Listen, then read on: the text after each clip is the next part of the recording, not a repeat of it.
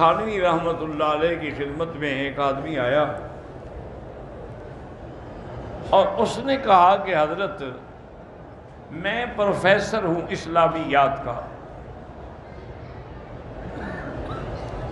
دوسری بات یہ ہے کہ میں عربی لغت کا بھی بہت بڑا ماہر اور مانا ہوا الحمدللہ استاد ہوں، میرا عربی لغت پہ بڑا عبور ہے، اور مجھے دین سے محبت ہے، اس لیے قرآن سے بھی محبت ہے، لیکن میں جب مولوی حضرات کی باتیں سنتا ہوں کہ قرآن جو ہے کسی عالم کو بیان کرنا چاہیے، ہر آدمی بیان نہ کرے، تو میں حیران ہوتا ہوں کہ جب میں عربی جانتا ہوں، پروفیسر ہوں اسلامیات کا، قرآن کئی دفعہ پڑھا ہے، کئی دفعہ پڑھا ہے کہ ہمیں اس کا ترجمہ نہیں، ضرور ہم مولوی کے پاس جائیں۔ یہ علماء جو ہیں کیا قرآن کے نعوذ باللہ ٹھیکیدار ہیں کہ ان کے بغیر ہمیں قرآن سمجھ ہی نہیں آتا؟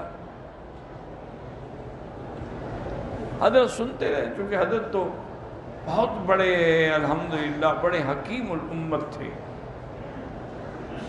بڑی حکمت سے بات کرتے تھے، سنتے رہے۔ جب اس نے بات ختم کی تو آپ نے فرمایا اچھا ماشاءاللہ آپ کو اللہ کے قرآن کے ترجمے پر بھی عبور ہے؟ انہوں نے کہا ہاں جی بالکل، مجھے کسی آیت کا معنی پوچھ لیں۔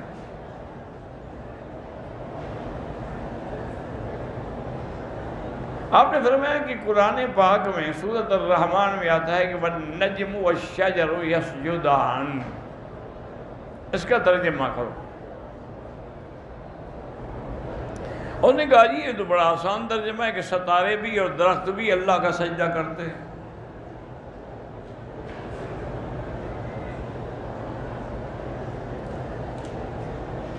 اور قرآن پاک میں دوسری جگہ باقاعدہ موجود ہے کہ وَالنَّجْمِ إِذَا هَوَىٰ برا، ستارہ ہے۔ اللہ کے بندے جہاں بھی نجم آئے گا معنی یہی کرو گے؟ اس نے کہا جی اور کیا کر سکتے ہیں؟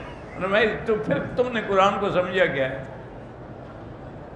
یہ جو والنجم یہاں ہے، والنجم کے بعد والشجر ہے، وہاں نجم کے بعد اذا ہوا ہے کہ جب وہ ڈوبتا ہے، درخت تو نہیں ڈوبتا نا۔ یہاں مراد یہ ہے کہ دو قسم کے درخت ہوتے ہیں، دو قسم کے بوٹیاں ہوتی ہیں، ایک وہ ہوتی ہیں جو زمین پہ کھڑی ہوتی ہیں جن کی یعنی ساکھ ہوتی ہے، عمود ہوتا ہے، ایک وہ ہیں جو زمین پہ پڑی رہتی ہیں، بیلیں اس کی پڑی ہوتی ہیں، جیسے کدو کی بیل پڑی ہوئی ہے، آپ نے دیکھا ہے کہ متیرے کی اور خربوزے کی بیلیں پڑی ہیں، انگور کی بیلیں پڑی ہیں، تو یہ جو ہے یہ نجم ہے۔ شجر کہتے ہیں جو اپنے ساکھ پہ کھڑا ہو۔ تو اللہ تبارک و تعالیٰ کو یہ دونوں سجدہ کرتے ہیں، تو یہ معنی نہیں کہ اسی لیے ہم نے اس نے کہا تھا کہ علماء سے پوچھو کہ مطلب جہاں بھی نجم کا معنی آئے گا تم ایک ہی معنی کرو گے؟ اس کے تو سیاق و سباق کو دیکھنا پڑتا ہے۔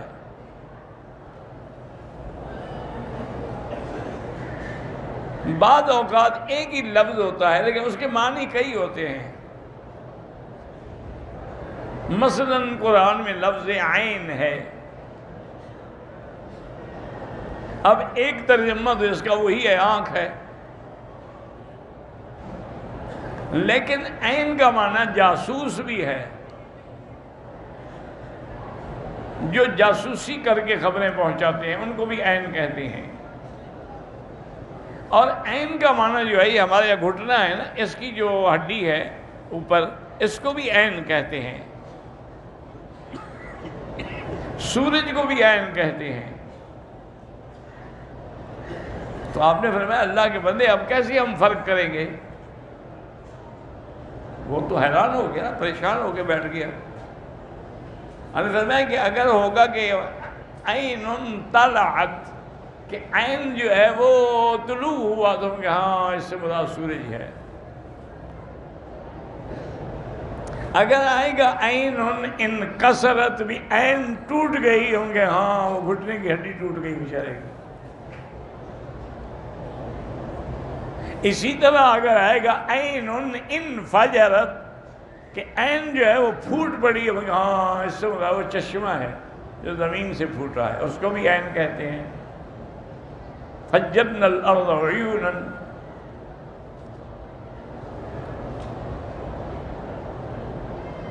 اور اسی طرح اگر کہیں کہ جاسوس نے خبر پہنچائی، کہیں عین النذا اخبرت، کہ جاسوس نے جب خبر دی تو آگے سیاق سباق جیسے بدلتا جائے گا ترجمہ بھی بدلتا جائے گا۔